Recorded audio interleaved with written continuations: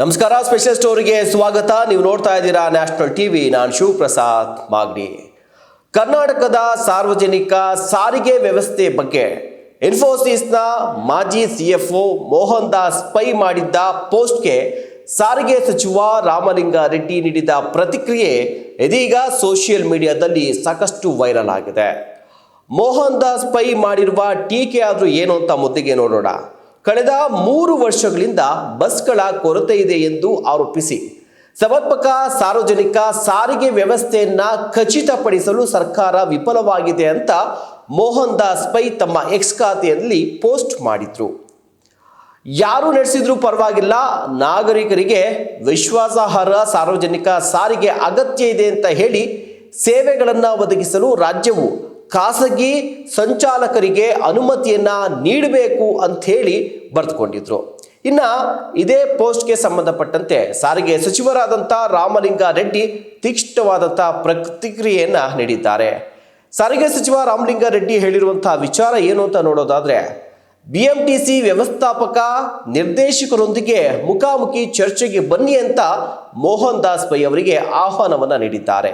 ಯಾವುದೇ ವೇದಿಕೆಯಲ್ಲಿ ನಿಮ್ಮೊಂದಿಗೆ ನೇರ ಚರ್ಚೆ ನಡೆಸೋದಕ್ಕೆ ನಮ್ಮ ಬಿಎಂಟಿಸಿ ಎಂಡಿಯೇ ಸಾಕು. ದಯವಿಟ್ಟು ಬಂದು ಅವರೊಂದಿಗೆ ನೇರವಾಗಿ ವಾಸ್ತವಾಂಶಗಳನ್ನು ಚರ್ಚಿಸಿ ನೀವು ಮುಂದಾಗಲು ಸಿದ್ಧರಿದ್ದೀರಾ ಅನ್ನುವಂಥ ಪ್ರಶ್ನೆಯನ್ನು ಮಾಡಿದ್ದಾರೆ, ಅಥವಾ ಕೇವಲ ಟ್ವೀಟ್ ಮಾಡುತ್ತಲೇ ಇರ್ತೀರಾ ಅಂತ ಕೇಳಿದ್ದಾರೆ. ಮೋಹನ್ ದಾಸ್ ಪೈ ಅವರ ಅಭಿಪ್ರಾಯ ಕೇಳಲು ಪಕ್ಷಪಾತಿಯಲ್ಲ, ಅದು ಮೂಲತಃ ಅತಿರೇಕದ ಸಿದ್ಧಾಂತದ ಪರವಾಗಿದೆ ಅಂತ ರಾಮಲಿಂಗಾರೆಡ್ಡಿ ಟೀಕಿಸಿದ್ದಾರೆ. ಮೋಹನ್ ದಾಸ್ ಪೈ ಅವರು ಸಾರ್ವಜನಿಕ ಸಾರಿಗೆಯನ್ನ ಲೆಕ್ಕಪತ್ರದ ದೃಷ್ಟಿಕೋನದಿಂದ ನೋಡ್ತಾ ಇದ್ದಾರೆ, ಅಂದ್ರೆ ಬ್ಯಾಲೆನ್ಸ್ ಶೀಟ್ ಆಧಾರದಲ್ಲಿ ನೋಡ್ತಾ ಇದ್ದಾರೆ. ಆದರೆ ಸರ್ಕಾರ ಅದನ್ನ 1.5 ಕೋಟಿ 1.5 ಕೋಟಿ ನಾಗರಿಕರಿಗೆ ನೀಡುವ ಸೇವೆಯಾಗಿ ನೋಡ್ತಾ ಇದೆ ಅಂತ ಹೇಳಿದ್ದಾರೆ. ಇನ್ನು ತಮ್ಮ ಸರ್ಕಾರದ ಶಕ್ತಿ ಯೋಜನೆಯನ್ನ ಎತ್ತಿ ತೋರಿಸಿರುವಂತಹ ರಾಮಲಿಂಗಾರೆಡ್ಡಿ, ರಾಜ್ಯವು ಮಹಿಳೆಯರಿಗೆ 650 ಕೋಟಿಗೂ ಹೆಚ್ಚು ಉಚಿತ ಬಸ್ ಪ್ರಯಾಣಗಳನ್ನು ನೀಡಿದೆ. ಇದು ದೇಶದ ಅತಿ ದೊಡ್ಡ ಚಲನಶೀಲತೆ ಆಧಾರಿತ ಆರ್ಥಿಕ ಸಬಲೀಕರಣ ಉಪಕ್ರಮ ಅಂತ ಬಣ್ಣಿಸಿದ್ದಾರೆ. ಇನ್ನು ಈ ಯೋಜನೆಯು ಕರ್ನಾಟಕದಾದ್ಯಂತ ಮಹಿಳೆಯರಿಗೆ ಉದ್ಯೋಗ, ಶಿಕ್ಷಣ ಮತ್ತು ಸಾರ್ವಜನಿಕ ಸ್ಥಳಗಳಿಗೆ ಪ್ರವೇಶವನ್ನ ವಿಸ್ತರಿಸಿದೆ ಅಂತ ಸಮರ್ಥನೆ ಮಾಡಿಕೊಂಡಿದ್ದಾರೆ ರಾಮಲಿಂಗಾರೆಡ್ಡಿ. ಇನ್ನು ಸರ್ಕಾರಿ ಸ್ವಾಮ್ಯದ ಸಾರಿಗೆ ನಿಗಮಗಳ ಕಾರ್ಯಾಚರಣೆ ಮಾದರಿಯನ್ನ ಇದೇ ವೇಳೆ ರಾಮಲಿಂಗಾರೆಡ್ಡಿ ವಿವರಿಸಿದ್ದಾರೆ. ದೂರದ ಹಳ್ಳಿಗಳ ವಿದ್ಯಾರ್ಥಿಗಳು ಮತ್ತು ನಾಗರಿಕರಿಗೆ ಸಂಪರ್ಕವನ್ನ ಖಚಿತಪಡಿಸಿಕೊಳ್ಳಲು ಸುಮಾರು 30% ಭಾಗಗಳ ಮಾರ್ಗಗಳು ನಷ್ಟದಲ್ಲಿ ಕಾರ್ಯವನ್ನ ನಿರ್ವಹಿಸ್ತಾ ಇದೆ. ಇನ್ನು ಮತ್ತೊಂದು ಕಡೆ 30% ಲಾಭ ನಷ್ಟ ರಹಿತ ಸ್ಥಿತಿಯಲ್ಲಿ ಬಸ್ಗಳು ಸೇವೆಯನ್ನು ಕೊಡ್ತಾ ಇದೆ.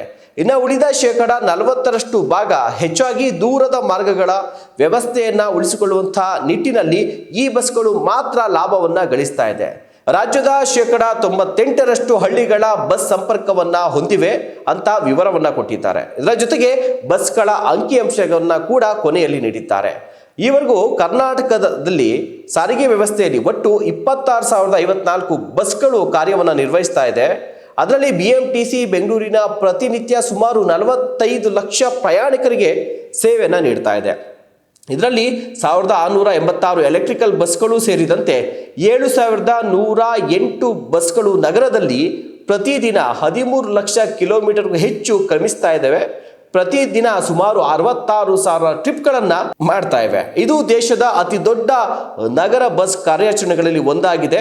ಈ ಹಿಂದಿನ ಸರ್ಕಾರ ಇದ್ದಾಗ ಏಕೆ ನೀವು ಮೌನವಾಗಿದ್ದೀರಿ ಅನ್ನುವಂಥ ಪ್ರಶ್ನೆಯನ್ನ ಕೂಡ ಇದೇ ವೇಳೆ ರಾಮಲಿಂಗಾರೆಡ್ಡಿ ಮಾಡಿದ್ದಾರೆ.